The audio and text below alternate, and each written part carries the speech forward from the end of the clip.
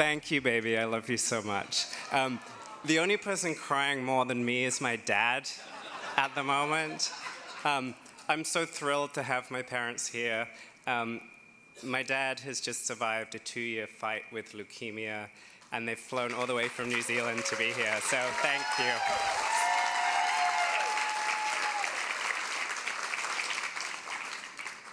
And there's someone else in the audience I love too, in a different way. I'm a news junkie, and I cannot overstate how excited I am to be presenting our Ally of the Year award to groundbreaking newsmaker and my favorite Republican who's looking gorgeous tonight, Ana Navarro.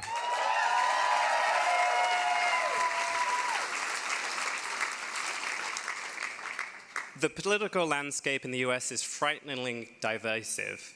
And as we pick sides and dig in, it becomes harder to listen, and even harder than that, to change our mind and shift our positioning. So when we see it happen, it's worth celebrating. Ana Navarro, you're worth celebrating. She built her career as a political commentator on Fox News. Is that not right? Scrap that. Someone has to lose their job over this. Anna was, like so many of us, horrified by the rhetoric coming from the extreme right, that she rebuilt her career, now stronger than ever, as a thought leader on a divisive country and complicated intersectional identities. She's not afraid to get sophisticated, to be strategic, to cross the aisle. She is a fervent ally to our community, determined to stand up on behalf and join us in our fight for global LGBT equality. She's brave, she's brilliant, she's changing the world, she's badass. On behalf of the Out and Equal Board of Directors, it's my privilege to present the Ally of the Year award to Ana Navarro.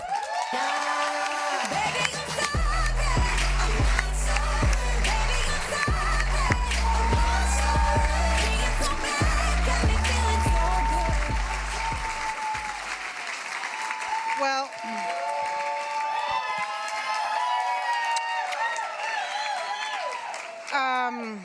no, I'm not on Fox News. I'm not thin, I'm not blonde, and I don't attack children for not getting into college.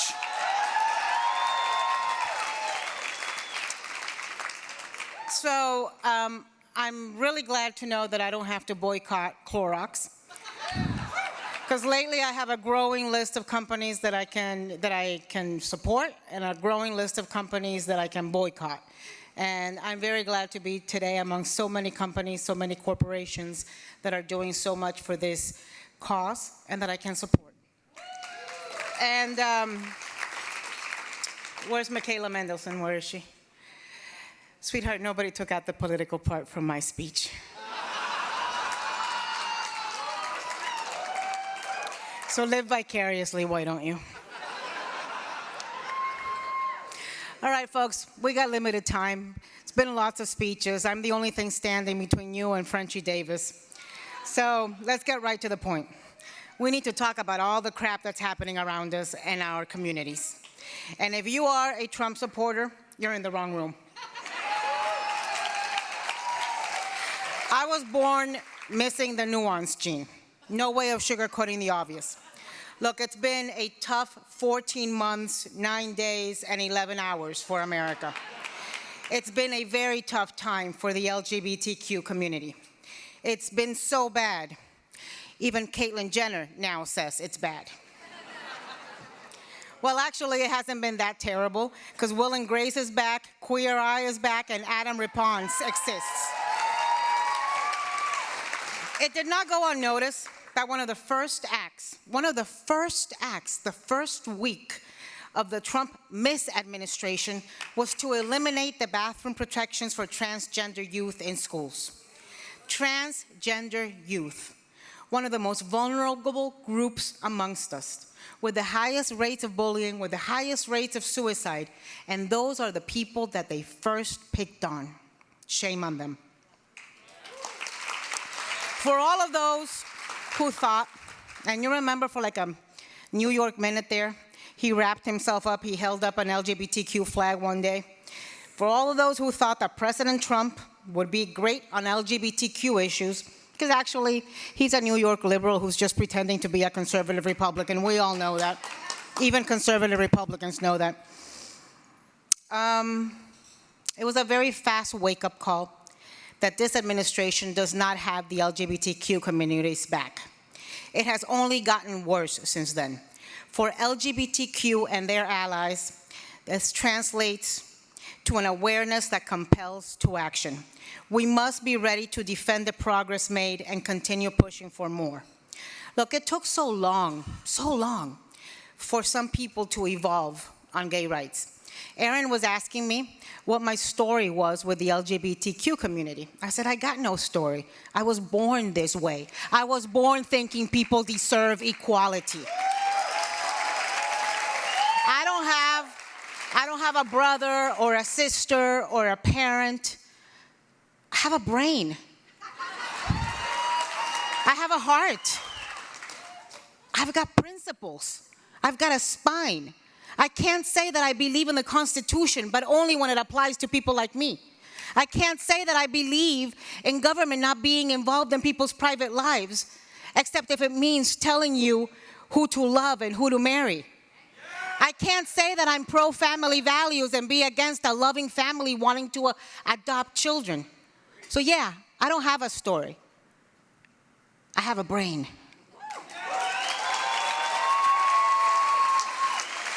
You know, so after all of this time that it took people to evolve, now we are devolving. And I looked up the definition of evolving.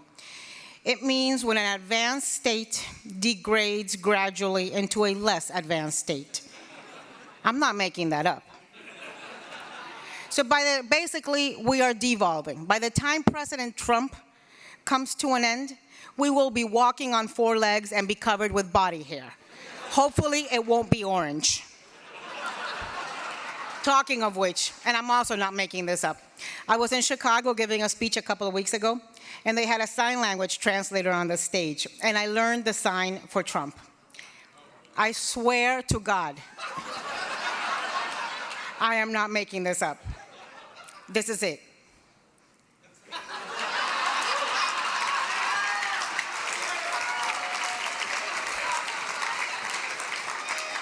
I have my own sign that I like to use for Trump, but I won't today. All right, back to the serious stuff. President President Trump, he's adopted divide and conquer. He pits one group of people against the other. It worked for him during the campaign, and he has shown no desire to change course as president.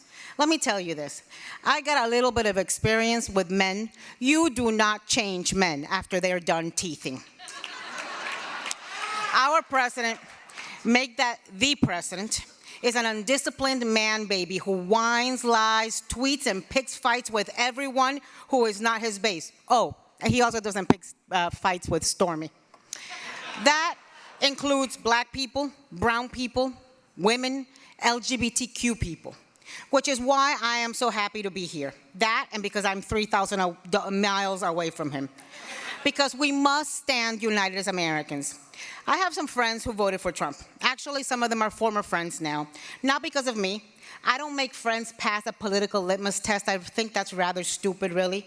And I have to tell you, if you lose a friendship, if you lose a relationship over politics, it was never really a friendship or a relationship.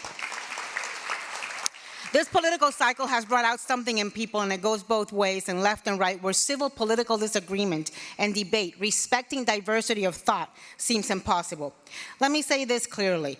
The people who voted for Trump, including Hispanics and African Americans and gays who voted for him because they wanted a conservative Supreme Court, because they didn't want a career politician, because of loyalty to their party, because they didn't like the alternative, because they wanted to pay less taxes, because they felt taken for granted by the alternative, because they wanted to control our borders, because they were suffering temporary insanity, because they didn't own mirrors, because they wanted to make history, after electing the first black president, they wanted to elect the first orange president.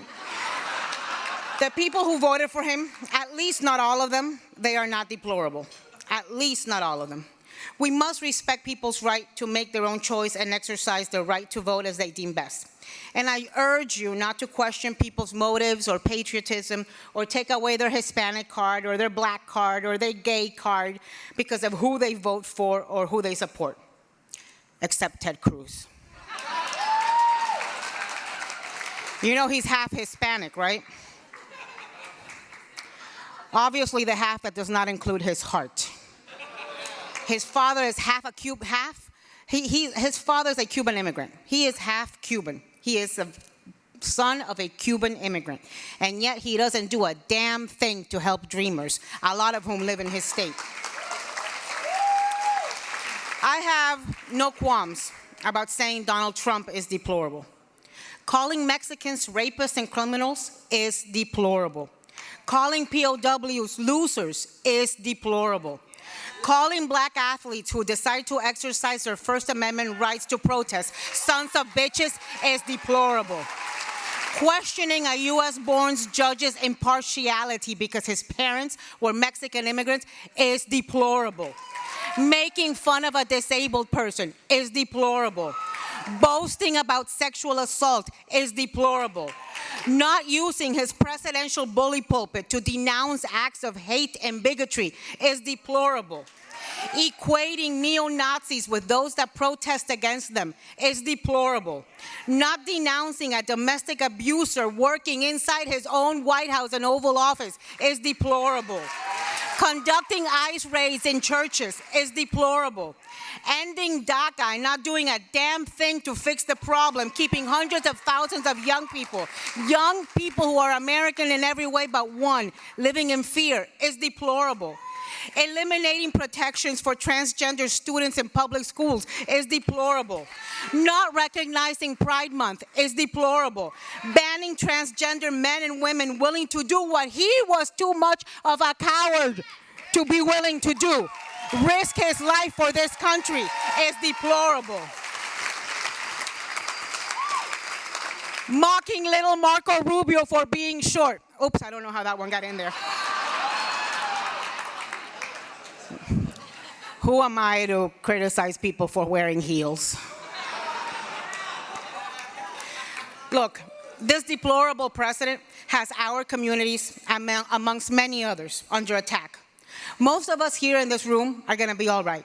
We've got jobs, we've got voices, we're cute. But even if you have all your needs taken care of, if our communities are a target, every single one of us is a target. And that is something we must understand. None of us are okay if all of us are not okay. If core American values of unity and equality and fairness and basic decency are under attack, we are all under attack. When Trump demonizes immigrants and African Americans and LGBTQ people, we're all being demonized. When he attacks them, he's attacking all of us, everybody that looks and sounds like us. We have two choices right now. We can either ignore what is going on all around us, ignore the human suffering and the fear and the anguish and the distress, despair, anxiety in our communities, or we can fight back. Ignorant bliss, sitting on the sidelines, that's not an option. We must fight back hard, and we must fight back together.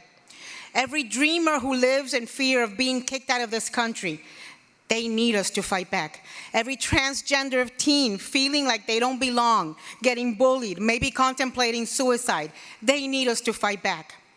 The African American children, hearing that athletes that look like them and have worked hard as hell to succeed in life are told to shut up and dribble, they need us to fight back.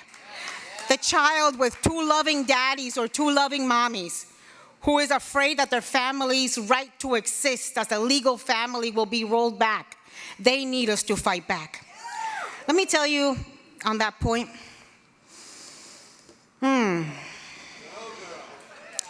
I refuse to be lectured to about family values by people who support tearing immigrant families apart and at the same time defend a president who we learned was having an affair with a porn actress and a Playboy bunny at the same time.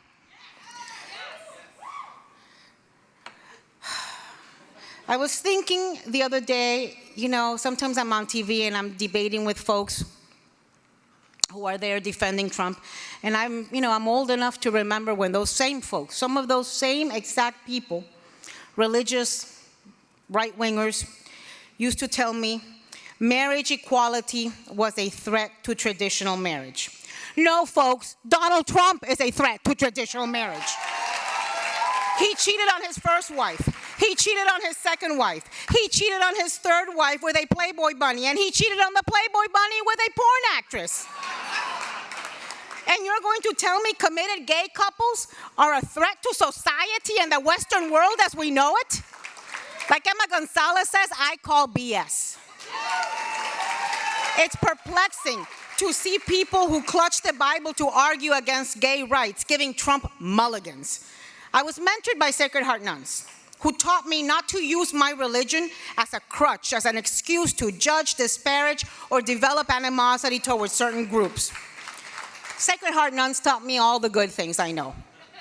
Straight Cuban men taught me all the bad things I know. I learned to judge people based on their character and values and actions. I was taught the power not of compassion. Who the hell needs compassion? LGBTQ people don't want compassion. They want solidarity. They want respect. Like every other human being, what LGBTQ need and deserve is understanding, solidarity, and friendship. But you know why some of these religious advocates look the other way? Because Trump throws them little bones that keep them happy. Like throwing fishies at seals, at SeaWorld. I have no doubt that the constant curtailing of LGBTQ rights every time they get a chance by Trump and his misadministration has everything to do with keeping his base happy and distracted from the fact that he cheats, he lies, and he has no moral compass. I remember, when Trump pretended to be an ally of LGBTQ. And frankly, Trump should be an ally of LGBTQ. I have never seen a man in love with tacky gold inlaid and huge chandeliers like that since Liberace. But he's no ally, he is a foe. The one silver lining, though, to this Trump election, and Anthony, I think you touched on it, is that something that had been asleep in America has awoken. The American spirit to defend our values, to defend the things that unite us, it has awoken and is alive in each of us. Carrie Vac, who's around here, was telling me that this usually draws 170 or 180 people. And today it is sold out and people have had to turn away because we understand that we must fight, we must defend, and we must stand for what America represents. We've seen it. I honestly thought like my marching days were over. I thought, oh God, this is great. I'm now an elite. I'm fat, I'm rich, I'm happy. I can write checks in support of the stuff I believe in. And between this guy and the Parkland students, they got me marching up and down the streets of every city in the world. I used to carry high heels in my trunk because I never knew when a cocktail party was going to arise. I now carry several pairs of sneakers and Band-Aids in my trunk because I never know when I have to show up and protest. And this thing that has awoken America, we saw it in the millions of women who marched in Washington across the country the day after his swearing in. We saw it in the thousands of people who showed up at airports to protest the Muslim ban. And nobody shows up at airports unless they have to. We saw it in the African American women who showed up to vote against a pedophile in Alabama. We saw it in the teachers in West Virginia who took to the streets to demand better pay. We see it in all the women and the men saying enough is enough through the Me Too movement. We see it in the students of Stoneman Douglas in Florida and all over the country who fearlessly speak truth to power and demand to go to school without fearing for their lives. And we see it today. We see it today in this ballroom and in the streets across America. Guys, we must claim our country back. Because whether some like it or not, whether some deny it or not, whether the President of the United States acknowledges it or not, this is our country. It is our country as much as anybody else's. Each one of us is as American as the descendants of those who came in the Mayflower. You know, some gay people came in the Mayflower, right? And, you know, don't let anyone tell you differently. Every person who has come to this country, whether 300 years ago or 3 days ago, knows what the president does not seem to know. America was built by people who came here looking for better opportunities, people fleeing persecution, or who were forced to come here in shackles and fought for freedom and equal opportunities. And the freedom and equality we have, we are not going to let anybody take it away. America is a land of immigrants, a land of rebels, a land of courageous risk takers, including his own grandparents, and at least 2 of his 3 wives so far. You know what they say? There's some jobs that are so hard, only immigrants will do them. And I should also,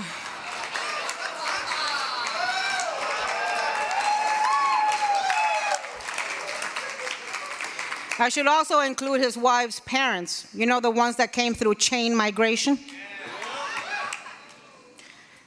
All right. I've mentioned immigrants, but, you know, and I don't know if there's any, are there any Puerto Ricans in the room? Yes. Thank the Lord. It can't.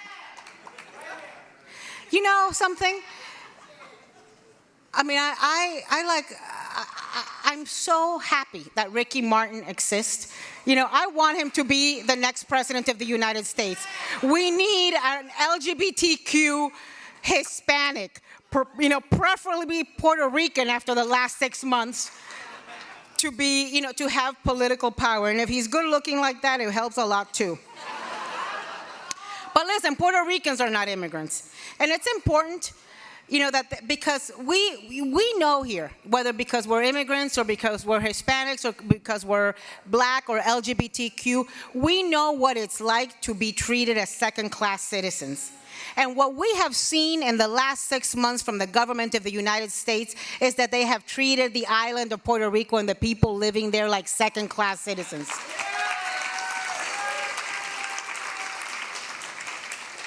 Believe me, no American citizen, particularly not one voting in a Republican state, would have been allowed to live without electricity and running water for 6 months now. But it's not enough to talk about all of the injustice. And there's one.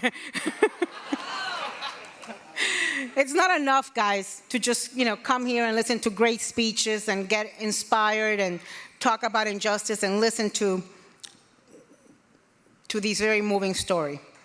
We must get active. Force every friend and family member you still speak to register to vote. We must lead. We must get loud. We must speak to those who are too afraid to speak. We must make a difference with our pocketbooks, like those Parkland kids are doing. Like when I leave here today, you know, you guys read about how, you know, this lady on Fox, whose name I really...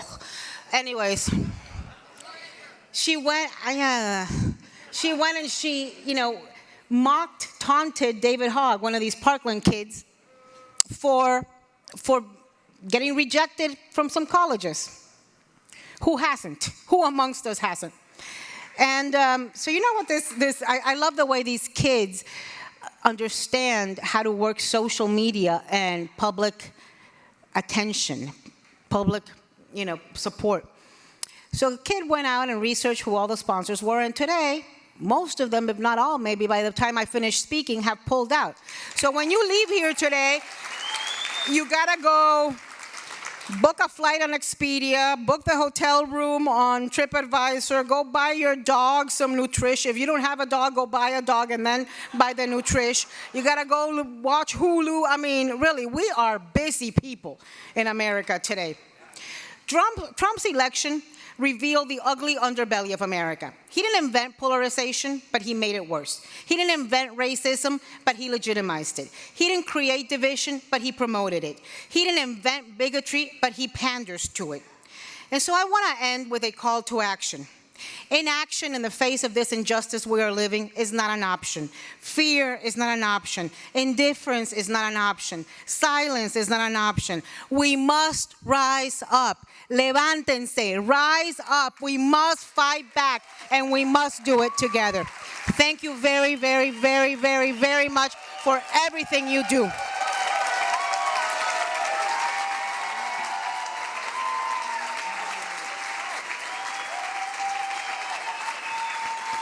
She's heavy. She is heavy. Thank you. Thank you, thank you, thank you.